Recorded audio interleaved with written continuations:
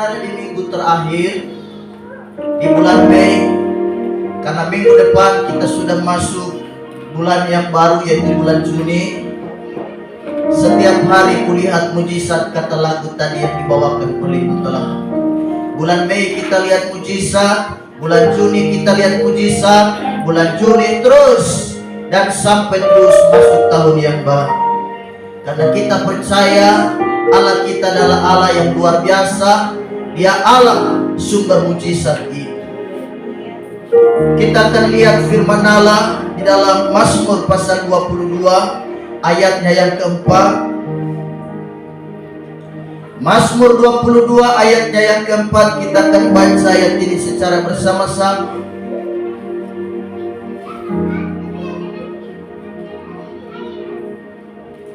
Mazmur pasal 22 ayatnya yang keempat. Yang sudah dapat sama-sama katakan amin. Kita baca sambil saudara duduk saja.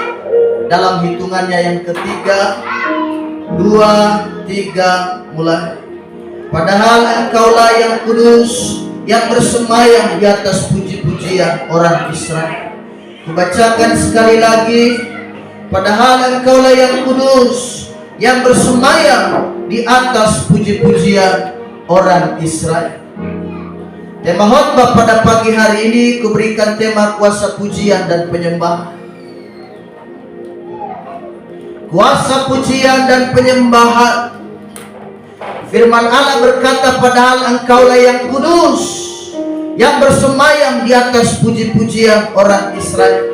Ayat ini merupakan mazmur yang ditulis oleh seorang yang bernama Daud. Dalam ilham roh, dia menulis kalimat indah ini.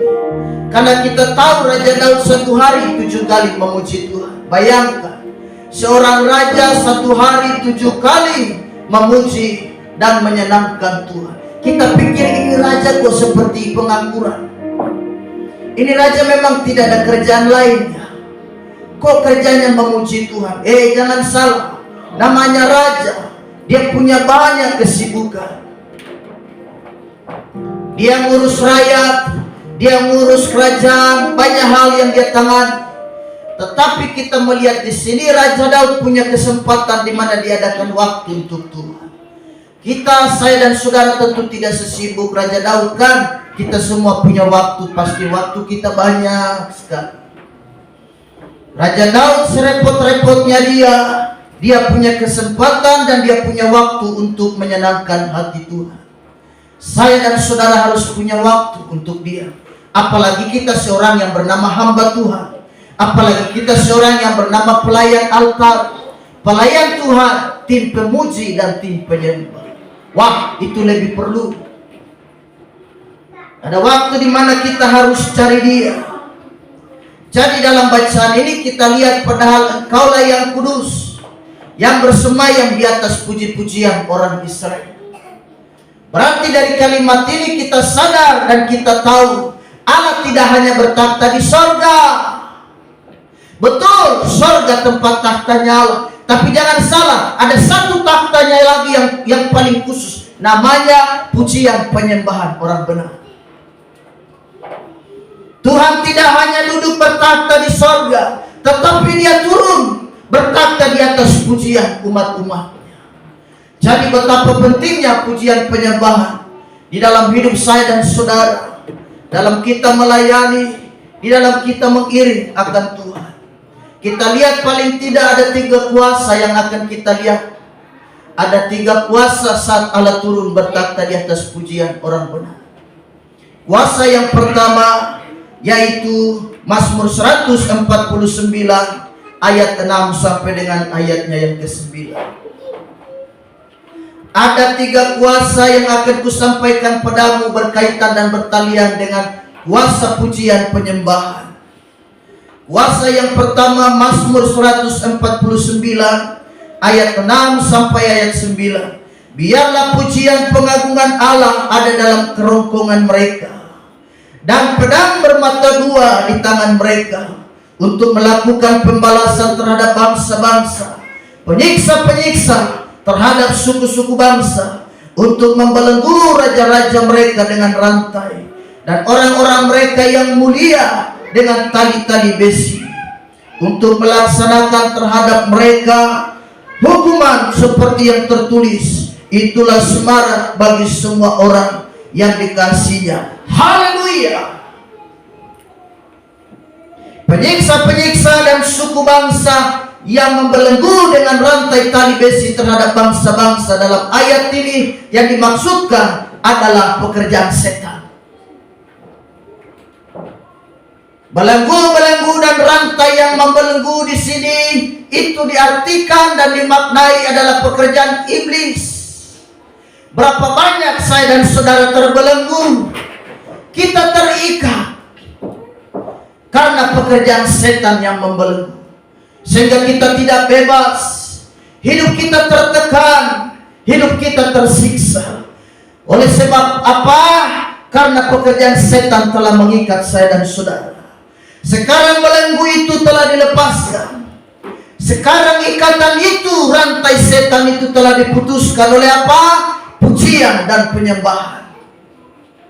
Jadi yang pertama, kuasa pujian dan penyembahan itu adalah melepaskan atau melumpuhkan kuasa kegelapan.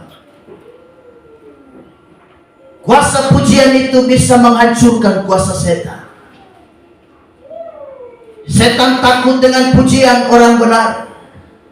Setan takut gemetar pada puji-pujian orang yang percaya kepada Tuhan. Mereka tidak berani, mereka gelisah, mereka tidak betah. Kenapa? Karena pujian mengandung kuasa. Karena itu begitu rupa saya dan saudara memuji Tuhan, kita menyembah Allah, kita punya waktu untuk melakukan pujian penyembahan di hadapan Tuhan. Mazmur 8 ayat 3, dari mulut bayi-bayi dan anak-anak yang menyusu telah kau letakkan dasar kekuatan, karena lawanmu untuk membungkam musuh dan pendendam. Siapakah musuh? Siapakah pendendam? Setan. Pekerjaan setan menaruh dendam dalam hatimu dan hatiku. Setan menaruh kebencian, itu pekerjaan setan. Kita lumpuhkan di dalam kuasa dan pujian, supaya waktu kau angkat pujian, tanpa sadar air mata tumpah mengalir keluar. Lalu kau dijamah Roh Kudus, kau berkata, Tuhan ampuni saya telah membenci saudaraku. Di sebelah persis, di sebelah tempat dudukku ini. Dia tidak jauh-jauh Tuhan. Dia ada nih. Dia bukan orang jauh. Dia bukan orang seberang yang ada di kota Manado sana atau di kota Talaut, kota Bapak dan Bapak Gembala. Dia ada persis di sebelah kananku ini. Lagi duduk, kami sama-sama lagi duduk Tuhan. Tapi oh betapa aku menaruh dendam, menaruh kebencian buat dia. Sehingga tadi waktu pemimpin pujian berkata, tebarkan senyum dan katakan, tunjuk ke teman kiri kananmu, kulihat wajahmu ada kemuliaan. Aku tidak berani Tuhan mau tunjuk wajah. Karena betapa aku benci dia Tuhan. Tadi juga pemimpin pujian berkata, sebelum kita nyanyikan pujian, ayo kita jabat tangan dulu. Aku juga tidak berani menjabat tangan dengan dia. Sehingga begitu tanganku mendekat, dia aku arahkan ke orang lain. Kenapa begitu? Karena aku menaruh benci. Tapi dalam pujian, pujian menghancurkan kebencian itu. Dari mulut bayi, anak-anak yang menyusu, kata firman Allah, kuletakkan dasar untuk membungkam. Kalimat membungkam berarti ini bicara mulut, untuk mengatupkan dan menutup segala kuasa kegelapan. Jadi kita sadar, setan bukan hanya takut pada nama Yesus, setan juga takut pada pujian dan penyembahan. Membungkam mulut-mulut setan, karena setan itu pekerjaannya memprovokasi. Dia menuduh. Itu pekerjaan setan, salah satunya adalah provokator, provokasi. Dia mendikte. Karena itu firman Allah berkata, dibungkam mulutnya, supaya jangan lagi dia memprovokasi umat Tuhan. Itu setan kerjanya begitu, memprovokasi. Dia mendikte saya dan saudara. Dia menuduh saya dan saudara, provokasi kebencian. Dia berkata, Allah, model kayak kau mau sembahyang, kau tidak layak berada di gereja, kau tidak layak memuji Tuhan. Itu setan, provokasi. Karenanya kita lihat kalau ada orang suka provokator, setan itu. Karena itu pekerjaan setan. Dia suka menuduh, dia suka memprovokasi. Tidak usah sembahyang, tidak usah pergi ke gereja. Potongan macam kayak kau ini tidak layak kau duduk di bangku gereja. Kau pantasnya ada di bangku-bangku tempat-tempat yang tidak pantas. Di pasar sana, di tempat-tempat judi, dan di tempat-tempat yang berbahaya. Kau pantasnya di situ. Kau pantasnya berada di lorong-lorong gelap. Itu setan. Akhirnya kita tertuduh, betul juga ya kata-kata ini. Akhirnya kita tidak cari Tuhan. Jadi pekerjaan Tuhan, pekerjaan setan salah satunya adalah memprovokasi saya dan saudara. Karenanya harus dibungkam. Dengan apa kita membungkam? Pujian dan penyembahan. Saat pujian dan penyembahan dinaikkan, setan diam, tidak bisa berani ngomong. Dia diam karena ada kuasa di dalam pujian dan penyembahan. Haleluya untuk itu. Karenanya saya dan saudara kita lihat bagaimana saat pujian dinaikkan, singers bisa menangis, pemimpin pujian pun bisa ikut menangis. Bahkan saya dan saudara umat Tuhan juga yang datang ke bakti, kita juga ikut menangis. Kenapa? Ada kuasa di dalam pujian. Pujian bisa membuat saudara terharu. Saudara dijamah Tuhan. Jadi betapa hebat kuasa pujian dan penyembahan bagi kita orang yang percaya. Saya dan saudara sadar akan hal ini. Jadi auman singa ini kita harus katupkan. Dalam 1 Petrus 5 ayat 8, sadarlah dan berjaga-jaga. Lawanmu si iblis berjalan keliling sama seperti singa yang mengaum-ngaum dan mencari orang yang dapat ditelannya. Setan dia jalan keliling melihat di mana kelemahanmu, di mana titik tidak berdayamu, di mana celah yang kau buka, dia siap untuk menerkam. Kita harus berjaga-jaga, kata firman Allah. Pekerjaan setan sekarang luar biasa. Orang bisa undur dari pelayanan, orang bisa hilang dari pelayanan, orang bisa tidak setia melayani Tuhan. Kenapa? Setan berhasil menerkamnya. Apalagi kalau saudara-saudara sudah lemah sedikit, hati-hati. Hati-hati saudara. Kita buka celah sedikit, setan masuk. Karenanya semua dosa dimulai dari celah yang kecil. Kita berdoa di dalam nama Yesus, celah kecil ini kita tutup. Segala kejahatan besar dia bermula dari celah yang kecil. Orang itu ngintip itu biasa di celah besar apa di lubang yang kecil, saudara. Orang ngintip itu kan biasa di lubang celah yang kecil. Mereka suka ngintip, itu biasa di celah kecil. Tuhan berkata kepada Kain, bukankah setan telah masuk di dalam hatimu? Karena Kain telah menaruh dendam sehingga membunuh adiknya Habel. Tidakkah kau sadar bahwa setan telah mengintip di pintu hatimu? Jadi kalau setan masuk, luar biasa. Karena itu segala mulut singa kita katupkan. Segala bentuk roh perselisihan, segala bentuk roh dendam, segala bentuk roh kemalasan untuk mencari Allah, hari ini kita tutup di dalam nama Tuhan Yesus. Dalam pujian ada kuasa. Dalam pujian ada mujizat. Kisah Rasul pasal 16 kita melihat di sana ayatnya yang ke-20. Saat Paulus dan Silas, waktu mereka tangan terbelenggu, kaki terbelenggu, berada di dalam penjara. Haleluya. Mereka tidak duduk mengasihani diri dan berkata, sayang ya, percuma aku jadi rasul memberitakan firman, ujung-ujungnya juga jadi begini. Aduh, betapa sakit hatiku. Mereka tidak duduk menyesali nasib semacam itu. Firman Allah berkata, tengah malam Paulus dan Silas menaikkan pujian dan penyembahan. Saudara, apa yang terjadi? Sendi-sendi penjara goyang. Di sekitaran itu terjadi gempa bumi yang dahsyat. Bayangkan kuasa pujian. Kuasa pujian melepaskan segala belenggu. Kuasa pujian melepaskan segala rantai. Kuasa pujian melepaskan segala keterikatan. Segala rantai diputuskannya. Rantai kebencian, rantai segala hal yang buruk, rantai dosa dipatahkan dan diputuskan oleh pujian dan penyembahan. Sipir si penjaga penjara jadi kaget. Wah, Tuhan, aku bisa celaka ini. Tawanan lepas dari penjara bisa bahaya. Kepala penjaga penjara sipir bisa kena hukuman berat. Tahanan lepas. Dia bilang, Tuhan, bagaimana dengan nasibku? Ya, kau terima Yesus, kau bertobat, kau dan keluarga, kau diselamatkan. Dia dan keluarganya terima Yesus. Rantai tidak bisa mengikat pujian dan penyembahan.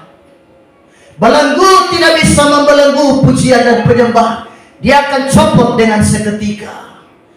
Ada kuasa dalam pujian dan penyembahan. Karena Tuhan turun bertakhta. Kalimat bertakhta, dia artinya bersemayam. Dia hadir. Dia ada di dalamnya.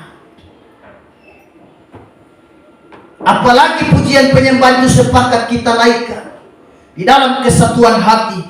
Wah, itu luar biasa kuasanya. Mengundang hadirat Allah turun. Kita bukan rasakan satu kali, dua kali. Sudah banyak kali kita merasakan itu. Gereja ini sudah mengalami itu. Sudah banyak kali, bahkan di dalam doaku selalu berkata, Tuhan, kalau boleh setiap minggu, setiap ibadah-ibadah kami, Tuhan hadir. Allah datang bertamu di GPDI Damai. Kita sudah banyak kali menyaksikan itu. Ada kuasa di dalam pujian. Sehingga kau datang dengan kelemahan, kau datang dengan berbagai persoalan. Saya percaya disitulah Tuhan kemudian menghibur dalam pujian. Beberapa minggu yang lampau kita melihat, Bapak Gembala secara khususnya melihat bagaimana hal ini telah dikerjakan di dalam pelayanan kita. Saat Ibu Mima datang bergereja, saya percaya dia punya pergumulan yang berat. Sehingga dengan hati, dengan bisikan Roh Kudus berkata kepada Ibu Gembala, kau pergi doakan Ibu Mima. Bapak Gembala dibisik oleh Roh Kudus dan berkata, tolong doakan jemaat yang satu ini. Kita tidak tahu kalau Ibu Mima punya persoalan. Tapi dengan hati yang terangkat, dia berserah sepenuhnya. Kesana Ibu Gembala hampiri dia dan doakan dia. Wah, luar biasa lawatan Tuhan terjadi. Dia penuh dengan Roh Kudus. Hari itu juga saya melihat hebat sekali. Kenapa? Ada kuasa di dalam pujian. Jadi Anda jangan main-main dengan pujian penyembahan. Saat memuji Tuhan dengan sungguh-sungguh. Saat memuji Tuhan harus dengan hati yang terangkat. Jangan kau lemas-lemas. Memuji Tuhan harus ada gairah. Kau bergairah. Kau nonton film Ikatan Cinta saja sampai kau loncat-loncat. Saya perhatikan ada beberapa banyak ibu-ibu bisa ikut emosi hanya gara-gara nonton itu. Bayangkan. Sampai ada yang bisa pukul-pukul TV. Karena betapa antusiasnya dia. Kenapa tidak kau berikan buat Tuhan yang terbaik? Kita kasih semangat yang terbaik bagi Tuhan. Kita kasih kesanjungan yang terbaik bagi Allah. Memuji Tuhan dengan semangat punya. Haleluya. Jangan santai-santai. Pokoknya yang semangat punya. Itu tanda saya dan saudara menghargai Tuhan. Kalau kita menghargai Tuhan, maka Allah dengan sendirinya akan turun. Dia bertakhta, dia bersemayam di atas pujian orang benar. Dan saudara akan lihat sendiri bagaimana jalanmu tertutup dibukakan. Sakit yang kau derita, Tuhan pasti sembuhkan. Berapa banyak sakit penyakit disembuhkan dalam pujian penyembahan. Pendeta belum tumpah tangan, saudara sudah sembuh duluan. Kenapa? karena ada kuasa dalam pujian penyembahan. Kekuatan gereja ada pada pujian dan penyembahan. Gereja yang suka memuji dan menyembah, gereja itu adalah gereja yang pasti maju. Gereja yang pasti akan mengalami kemajuan. Kita lihat 120 murid di kamar loteng Yerusalem. Mereka menyembah Tuhan, mereka memuji Tuhan dalam perhimpunan itu. Kita lihat lawatan Roh Kudus terjadi atas mereka. Jadi kalau saudara mau lihat mujizat, mari kita hargai Tuhan di dalam pujian penyembah. Karenanya berkali-kali Bapak Gembala sampaikan dan izinkan sekali lagi aku menyampaikannya. Salah satu momen yang paling dicari Allah bukan saat kita memberi persembahan, karena Dia Allah yang kaya, Dia yang punya bumi, lautan dan segala isinya. Momen yang paling berharga, yang paling ditunggu Allah bukan pada saat saya dan saudara mempersembahkan persembahan, membawa korban persembahan, bukan. Atau bukan saat saya dan saudara mendengarkan khotbah, betul, itu juga penting. Tetapi Tuhan adalah firman itu sendiri. Saya berkhotbah bisa meleset, saya berkhotbah bisa salah, karena Dia adalah sang firman itu. Tetapi Allah yang paling Allah tunggu, momen yang paling Dia nanti-nantikan adalah saat umatnya memuji dan menyembah. Kita bersyukur karena kita diberikan semacam kepercayaan untuk menyembah Allah. Pujian penyembahan ini telah dibawa lari dan telah diselewengkan oleh Lucifer, sehingga yang tadinya semua pujian bermuara kepada Allah, kini telah dinajiskan. Dia bawa ke bumi dan dinajiskan. Berapa banyak kita dengar pujian maki-maki, berapa banyak kita dengar pujian mengolok-olok orang. Itu pujian telah diselewengkan oleh setan. Semua suasana sorga, suasana musik dari sorga, saudaraku. Tapi Lucifer yang telah membawa lari itu. Berapa banyak kita lihat pemujian-pemujian sekarang, semua bermuara pada pekerjaan setan. Kita lihat ada band-band ternama, ada band-band rock and roll, semua bermuara pada pekerjaan setan. Sehingga mereka punya simbol saja setan. Ada yang kepala kambing. Bahkan ada salah satu band yang menamakan diri Lucifer. Bayangkan, saudara. Kenapa semua sudah tidak memuji Tuhan lagi? Jadi kepercayaan ini saya dan saudara harus pegang. Orang memuji Tuhan, mereka kemudian menjadi sombong. Kita lihat band-band ternama di tahun-tahun 60-an, kita lihat.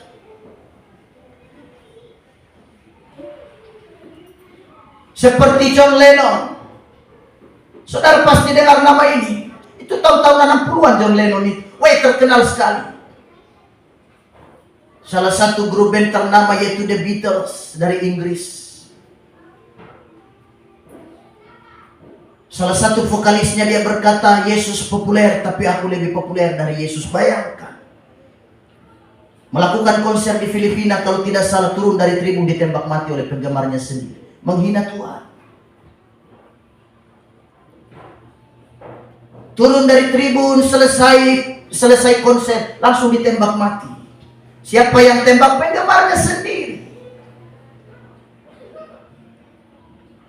Jadi saat saya dan saudara kita berada di dalam pujian penyembahan, kita percaya kuasa Allah mengalir di sana. Paulus dan Silas memuji Tuhan. Tangan terbelenggu, kaki terbelenggu. Adakah saudara terbelenggu hari ini? Saya percaya pasti ada. Kita terikat dengan masalah, kita terikat dengan berbagai beban. Tadi saja Ibu telah Hatu mengakuinya dalam pujian penyembahan. Dia berkata, kami manusia, kami punya persoalan, tidak bisa bohong. Kami ada sampai hari ini semua karena Tuhan. Paulus dan Silas terbelenggu, kaki dirantai, tangan dirantai, haleluya. Tapi itu tidak bisa membatasi mereka untuk memuji Allah. Mereka naikkan pujian penyembahan. Mereka tidak mengutuk-ngutuki diri. Allah sial betul, memang kita berdua ya. Ngapain kita memberitakan firman? Bodoh juga kita ini. Akhirnya kita konyol begini kan? saat ada masalah kita ngutukin diri. Memang percuma aku lahir di dunia. Percuma lahir yang melahirkan aku. Aku hari ini memang sial betul. Akhirnya kita mengakhiri hidup dengan cara yang tidak wajar. Kita main ayunan pakai leher.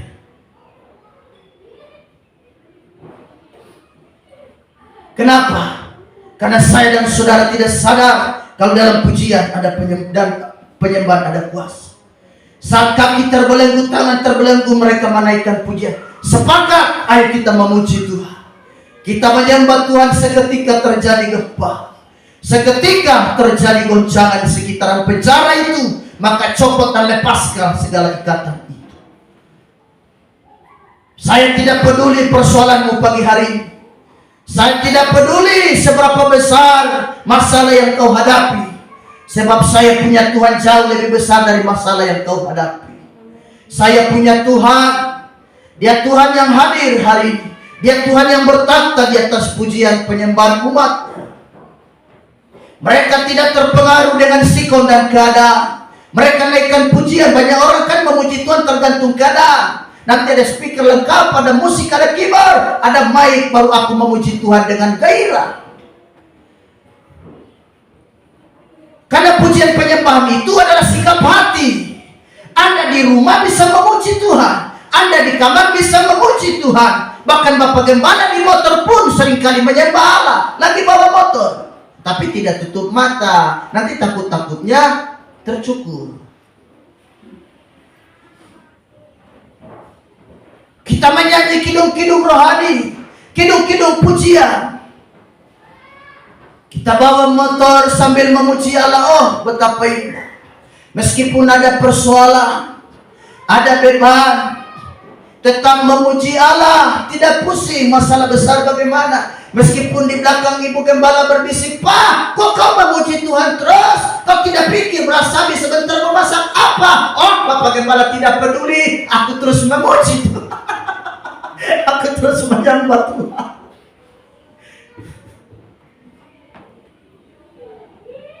Di dalam pujian ada kuasa. Haleluya. Tidak peduli seperti apa kekuranganmu, kau puji Tuhan. Haleluya. Jadi ada kuasa. Tidak, karena pujian itu sikap hati, tidak tergantung pada suasana. Paulus dan Silas tidak tergantung pada kalau mereka memuji Tuhan tergantung suasana. Suasananya tertekan, tidak bisa memuji. Paulus dan Silas waktu mereka memuji Tuhan, apakah diiringi oleh Bapak Indo?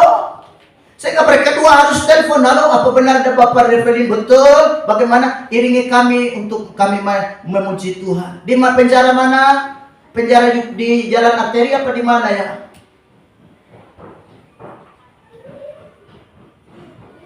Tidak, mereka naikkan pujian tanpa musik lengkap, karena pujian itu sikap hati dan sikap hati. Jadi mau ada musik atau tidak jadi soal. Yang penting sikap hati kita naik di hadapan Tuhan. Allah hadir. Allah tidak hadir saat musik saja. Allah bisa hadir tanpa musik juga bisa. Itu terjadi pada Paulus dan Silas. Jadi tidak tergantung musik. Ada musik pun haleluya. Tidak ada musik pun puji Tuhan. Jadi pujian penyembahan itu sikap hati saya dan saudara. 2 Korintus pasal 10 ayatnya yang keempat. Karena senjata kami dalam perjuangan bukanlah senjata duniawi, melainkan senjata yang diperlengkapi dengan kuasa Allah yang sanggup meruntuhkan benteng-benteng. Pujian penyembahan adalah senjata yang paling hebat. Sanggup meruntuhkan benteng-benteng, sanggup meruntuhkan segala bentuk tembok-tembok, saudara. Jadi ini luar biasa. Kita harus lebih sering memuji Tuhan. Senjata kami adalah bukan senjata duniawi, kata Paulus. Nah, senjata itu adalah sanggup meruntuhkan segala benteng. Kita tahu tembok Yeriko terkenal dengan temboknya yang tebal-tebal dan besarnya luar biasa kota ini. Kota ini sulit dikalahkan, sukar. Hampir mustahil kalau kalahkan kota Yeriko. Tidak mungkin. Karena kota ini dikelilingi, dibentengi oleh tembok yang tebal-tebal. Hampir mustahil untuk mengalahkan kota ini. Tapi saudara tahu, tembok Yeriko ini diruntuhkan hanya dengan pujian. Para imam pikul tabut kelilingi tembok itu. Ada tim pemuji yang tiup trompet di depan, pasang mereka depan. Yosua dan pasukannya bersama-sama, mereka mengitari dan mengelilingi tembok Yeriko itu 7 kali. Dan pada hari yang ke-7, 7 kali mereka itari. Saudara tahu apa yang terjadi? Rontoklah dan runtuhlah tembok itu. Hanya dengan apa? Pujian dan penyembahan luar biasa. Pujian penyembahan menghancurkan pekerjaan setan. Pujian penyembahan bisa menghancurkan segala musuh. Jadi yang pertama, kuasa pujian menghancurkan musuh. Siapa musuh kita? Setan. Hari-hari dia sedang gencar-gencarnya mendikte dan siap menerkam saya dan saudara. Pokoknya kita lengah sedikit siap, langsung diterkam. Karenanya mawas diri. Kita bentengi hidup kita dengan apa? Dengan pujian penyembahan. Kau di rumah daripada duduk bengong-bengong, tatapan kosong ke depan, takut-takutnya kau tiba-tiba kesurupan. Lebih baik kau ambil inisiatif. Aku mau memuji Tuhan dulu. Aku mau masuk ke kamar, pesan sama suami, Pak, jangan ganggu aku ya selama 1 jam ini. Aku mau kunci kamar dulu. Tolong kau amankan dulu anak-anak, kasih mereka makan, kau urus mereka dulu, aku mau masuk. Atau kau selesai urus anak-anak, kasih mereka tidur, lalu kau masuk kamar dan kau pujian penyembah. Ada waktu kita memuji Tuhan. Adakan waktu seperti Raja Daud. Dia bisa cari Allah, kita bisa cari Dia. Ada waktu-waktu khusus saya dan saudara memuji Dia. Jadi yang pertama, kuasa pujian meruntuhkan dan menghancurkan pekerjaan setan. Dan yang kedua, saya dan saudara kita lihat di dalam 2 Tawarik pasal 20 ayat 1 sampai 30. Nanti saudara baca di rumah. Saudara bisa kasih kode saja. Yang pertama, pujian penyembahan menghancurkan musuh. Musuh kita adalah setan.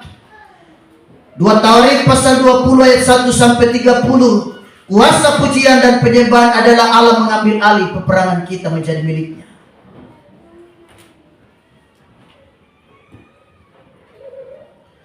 Allah mengambil alih segala peperangan kita menjadi milik Allah. Kita akan tinggal tenang dan kita akan menonton saja. Kenapa? Karena peperangan itu telah menjadi milik Tuhan. Saat pujian dan penyembahan dinaikkan bagi saya dan saudara, Allah hadir bertata dan Dia berkata, kau tenang nak, nanti aku yang bereskan masalahmu itu. Betapa luar biasa. Kalau ada orang datang sama kita, ada persoalan, betul kakak tenang, kau dulu pulang ke rumah, kau tidur siang, nanti aku yang bereskan. Luar biasa kita kalau dapat begitu.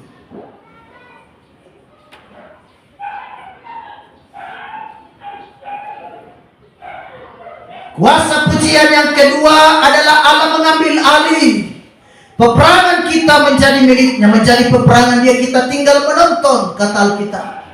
Kita tinggal tenang saja. 2 Tawarik 2 ayat 14 sampai 15 di sana dikatakan, lalu Yahasiel bin Sakaria bin Benaya bin Matanya, seorang Lewi dari Bani Asaf, dihinggapi roh Tuhan di tengah-tengah jemaah dan berseru, camkanlah ini, hai seluruh Yehuda dan penduduk Yerusalem, dan Tuanku Raja Yosafat, beginilah firman Tuhan kepadamu. Janganlah kamu takut dan terkejut karena laskar yang besar ini. Sebab bukan kamu, perhatikan kalimat ini, sebab bukan kamu yang akan berperang, melainkan Allah. Yosafat terjepit, Raja Israel itu takut setengah mati. Karena tentara Edom, tentara Tentara Moab sudah keliling dari berbagai sisi, tinggal siap mati dan tinggal siap tunggu tanggal matinya. Orang-orang bawa informasi, Pak, laporan Pak, kita sudah dikeliling, kita siap mati aja Pak. Pasukan musuh sudah kelilingi kita habis, pokoknya habis. Yosafat mendengar itu jadi takut. Wah, bagaimana ini caranya? Seorang anak Tuhan yang bernama di situ kita baca Yahasiel dihinggapi roh Tuhan dan berbicara kepada raja dan umat, tenang, peperangan ini akan jadi milik Tuhan. Kau tenang saja. Saya dan saudara kadang tidak ada jalan keluar. Kita terjepit seperti Yosafat, Raja Yosafat, Raja Israel. Kita tidak tahu mau bikin apa. Semua tertutup jalan. Tapi tiba-tiba Tuhan berkata, kau tenang, ada aku di sini. Bukankah saya dan saudara mengalami banyak jalan buntu? Mungkin hidupmu sekarang ini kau temukan jalan buntu. Tidak tahu entah mau kemana. Seperti bangsa Israel. Dikejar tentara Firaun. Mau mundur ke belakang tidak bisa, tentara Mesir ada di belakang siap bantai mereka. Mau maju juga tidak bisa, haleluya, karena di depan laut Tebraun. Samping kiri kanan juga tidak bisa, karena itu adalah padang gurun dan bukit-bukit berbatu dan mengerikan. Mereka terjepit.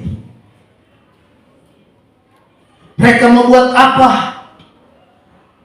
Tuhan berkata kepada Musa, apa yang ada padamu? Tongkat Tuhan. Angkat tongkat itu, kau belalang. Bagi Tuhan tidak ada yang mustahil. Saat ini saudara ada di posisi yang terjepit. Jalan keluar itu ada dekat kita. Sebenarnya jalan keluar itu dekat kita, cuma kita panik cari pertolongan di luar-luar. Kau terkena masalah, kau cari pertolongan di luar, kau jalan sampai SP. Kita datangi semua orang-orang pintar. Tuhan bilang terlalu jauh. Pertolongan itu dekat saja denganmu. Apakah itu lipat tangan? Berdoa. Kenapa? Ngapain kau cari terlalu jauh? Musa berkata, hanya tongkat ini. Ngapain tongkat ini Tuhan? Buat apa? Tuhan bilang, angkat saja. Tidak usah banyak komentar. Diangkat jalan tongkat itu, terbelah laut Tebraun itu. Mereka jalan di tanah yang kering. Jadi percaya, saat semua jalan tertutup, di depan tidak ada jalan, samping kiri kanan tidak ada jalan, di belakang tidak ada jalan. Dengar, ada satu jalan. Kau menghadap ke atas. Kau seru sama Tuhan. Dalam keadaan terjepit, Musa cuma bilang, Tuhan bagaimana? Diangkat ke atas.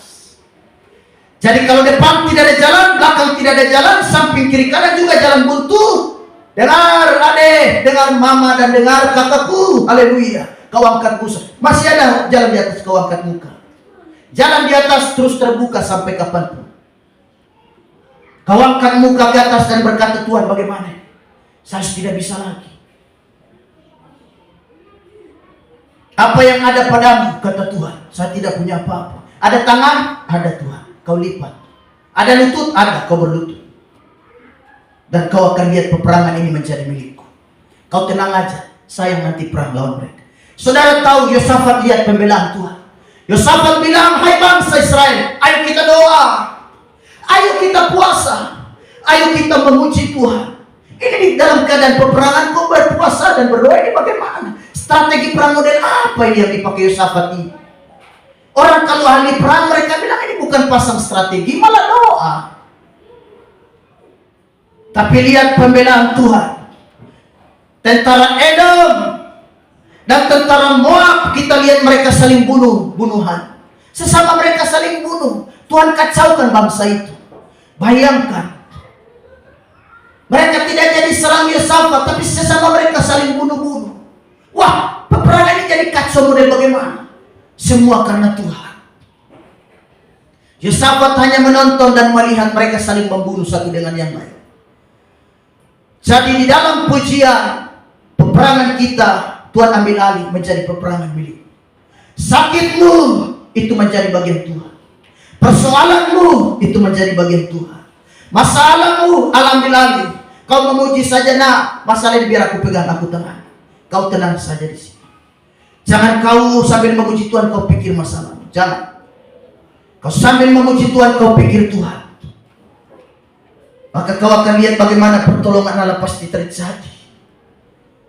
Jadi Allah ambil alih peperangan kita. Kita serahkan semua pada tangan Tuhan. Secara manusia kita tidak mampu lagi. Kita kadang seperti Musa. Semua jalan tertutup. Mau lari kemana? Tapi angkat muka, ada satu jalan yang bernama menghadap kepada Tuhan. Jalan ini dia tetap terbuka dan tidak pernah tertutup. Sejauh saya dan saudara memandang dia, sejauh itu kita lihat pertolongan Tuhan. Jadi ada persoalan, jangan kau cari jauh-jauh ya, pesan Bapak Gembala. Dengarkan ini. Pertolongan itu dekat dengan kita sebetulnya. Cuma kita yang pusing-pusing mengkajinya. Lalu kita pergi ke tempat yang jauh. Akhirnya seperti perempuan 12 mengalami 12 tahun pendarahan. Habis uang. Firman Allah berkata semua harta telah dihabiskannya. Tidak ada lagi. Haleluya. 12 tahun pendarahan. Dia sudah cari kemana-mana. Berobat di semua tabib. Yang namanya tabib pastinya ahlinya tabib. Tapi tetap sama saja. Kosong. Nihil dan tidak ada pertolongan. Haleluya. Kita kadang suka cari pertolongan jauh-jauh. Seperti perempuan 12 tahun pendarahan dalam Injil ini. Dihabiskannya semua hartanya. Padahal pertolongan dekat sekali. Ada Yesus di situ. Asal ku jamah saja ujung jubahnya, aku sembuh. Dia pegang jubah Yesus dan dia menjadi sembuh. Sudah berapa banyak uang yang kau keluarkan untuk kau cari pertolongan? Sudah berapa banyak orang yang kau datangi? Haleluya. Sudah berapa banyak amplop yang kau keluarkan untuk bayar orang? Untuk kau mencari pertolongan. Pertolongan itu dekat. Ada pada imanmu, ada percayamu, dan ada pada Bapa dan Ibu Gembala dan hamba Tuhan. Yang menyembuhkan itu bukan hamba Tuhan, tapi imanmu. Karena Yesus setiap kali menyembuhkan banyak orang, selalu dia berkata, pergilah, imanmu telah menyelamatkanmu.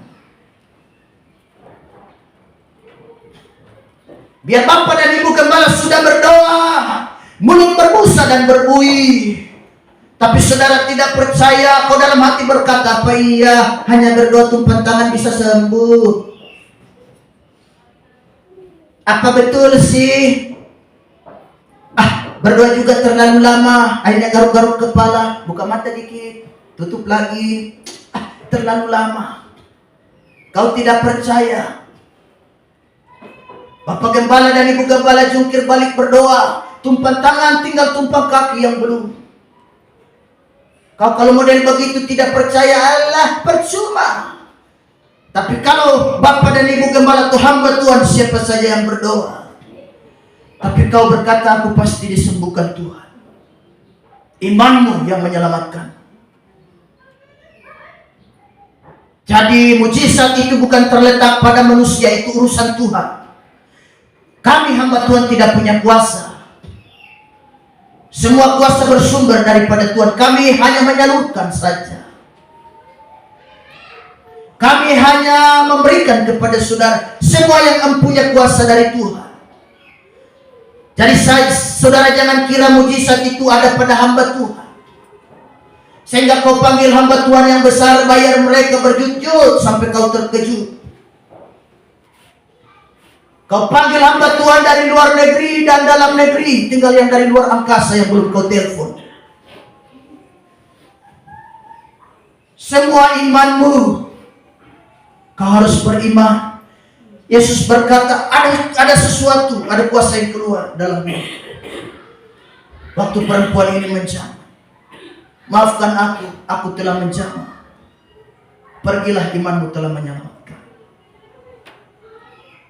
Jadi iman kita berpadu dengan doa, hasilnya mujizat.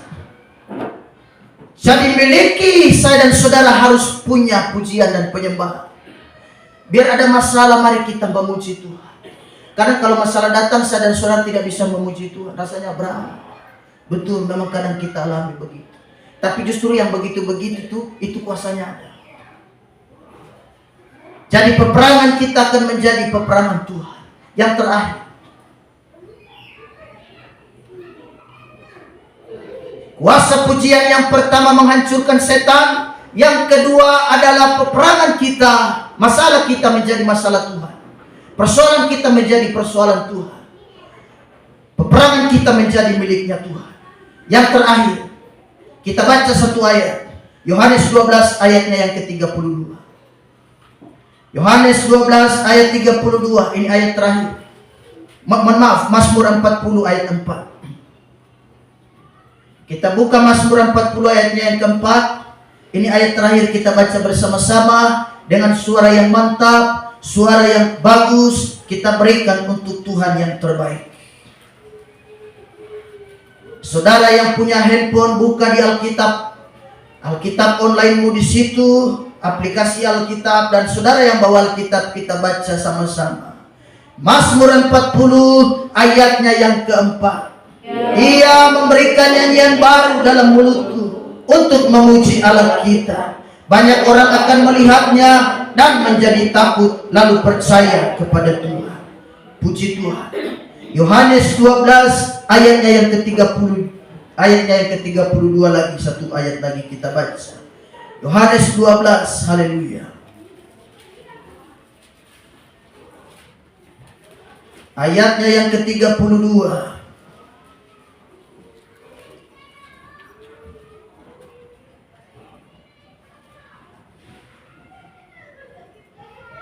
Kita baca dengan suara mantap. Yohanes 12 ayat 32. 2, 3 mulai. Dan aku, apabila aku ditinggikan dari bumi, aku akan menarik semua orang datang kepada puji Tuhan. Kuasa pujian yang terakhir, saat Allah ditinggikan, dia akan bawa banyak jiwa. Bukankah saya dan saudara sudah berdoa untuk gereja ini? Betul. Kita sudah puasa, betul. Untuk apa? Untuk minta ketambahan jiwa. Tapi ternyata satu rahasia dalam firman Allah yang kita baca pagi hari ini, ketika Allah disanjung, yang urusan tarik jiwa urusan Tuhan, bukan urusan kita. Saat Allah disenangkan, saat Allah ditinggikan, maka dia akan menarik banyak jiwa datang. Jadi kita tidak perlu capek-capek.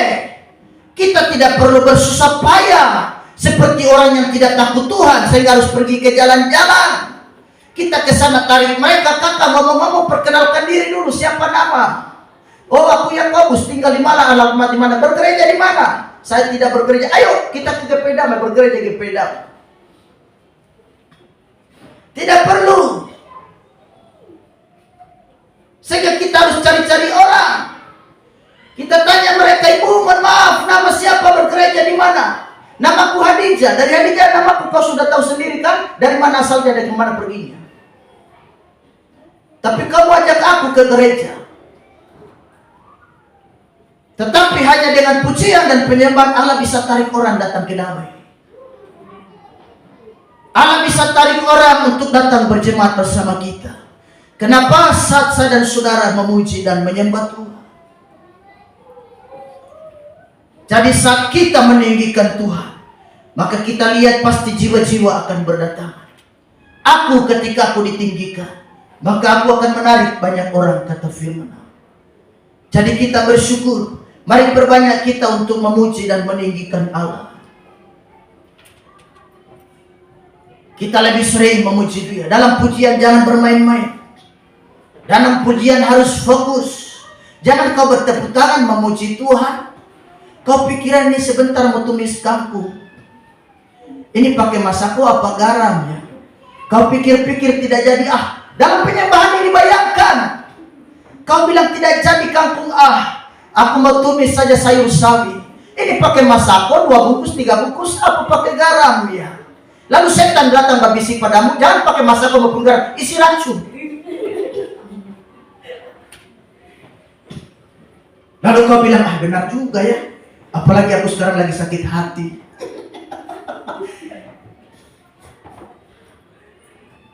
Jadi dalam penyembahan kita ingat dan pikir Tuhan. Jangan pikir masalah. Masalah ada, betul. Siapa bilang tidak ada masalah? Gereja ini juga ada masalah.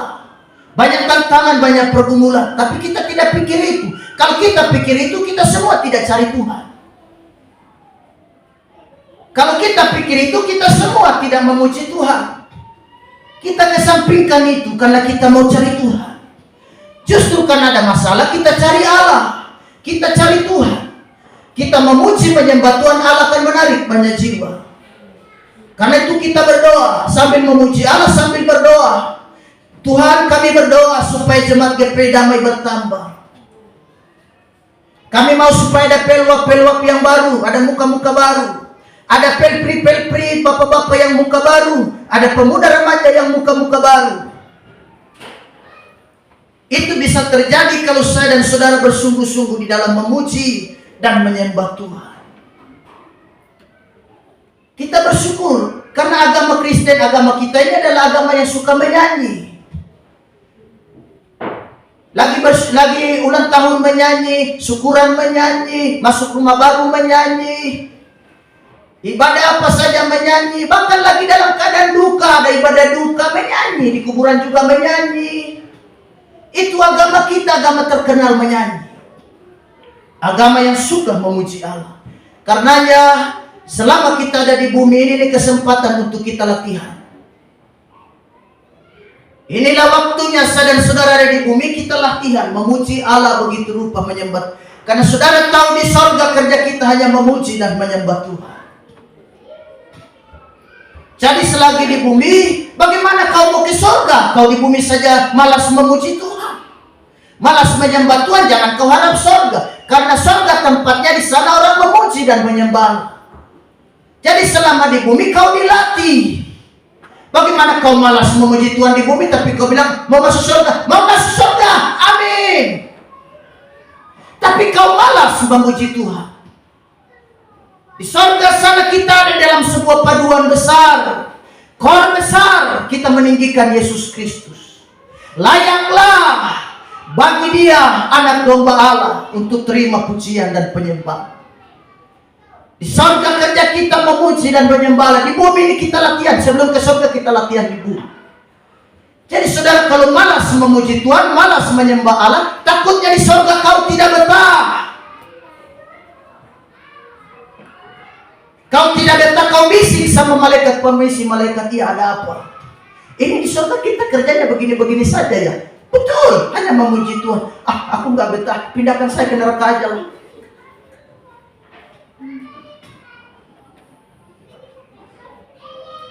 Jadi saya dan saudara kita lihat di sini.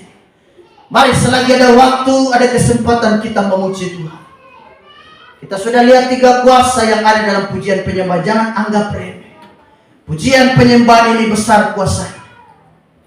Setan lari terbirit-birit. Rantai belenggu diputuskan. Peperangan kita menjadi peperangan Tuhan.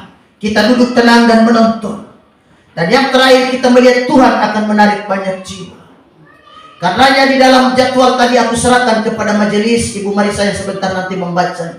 Tolong dibaca catatan-catatan itu. Hari Sabtu kita tidak ada pemuda remaja. Kita ada doa, pujian penyembahan bersama di gereja. Hari Sabtu jam 5 kita mulai. Karena saya yakin lewat pujian penyembahan dan doa, gereja ini akan bertumbuh. Gereja ini akan berkembang. Betul, di depan mata ini kecil, tapi Allah bisa melakukan mujizat. Tidak ada yang mustahil bagi Tuhan. Tidak ada yang mustahil bagi Tuhan. Karenanya selagi kita hidup ini, mari kita gunakan kesempatan ini untuk Tuhan. Karenanya Bapak Gembala berkata, semasa hidupmu paling tidak kau kunjungi 3 hal, 3 tempat yang paling luar biasa. Selama kau hidup, paling tidak cobalah kau kunjungi 3 tempat ini. Yang pertama penjara. Di penjara kau akan lihat orang-orang terbelenggu. Mereka menderita. Disitulah dalam hatimu kau akan berkata betapa pentingnya kebebasan itu. Lalu yang kedua yang harus kau kunjungi adalah rumah sakit. Haleluya. Di rumah sakit kau lihat orang diamputasi tangannya karena terkena gula. Mereka duduk di kursi roda merintih kesakitan. Dalam hatimu kau akan berkata, oh luar biasa, betapa pentingnya kesehatan itu. Aku harus menjaga kesehatan. Yang ketiga yang harus kau kunjungi adalah kuburan. Bukankah saya dan saudara pergi sering ziarah ke makam orang tua kita? Di sana kita lihat ada orang menangis. Di sana kita lihat ada orang berduka. Kau melihat itu, hatimu terjamah. Dan baru kau berkata, hidup ini adalah kesempatan. Tanah di mana aku berpijak ini adalah nanti ke depannya tanah ini akan menjadi atap sengku di kemudian hari. Dia akan menjadi atap karena aku akan ada di dalamnya.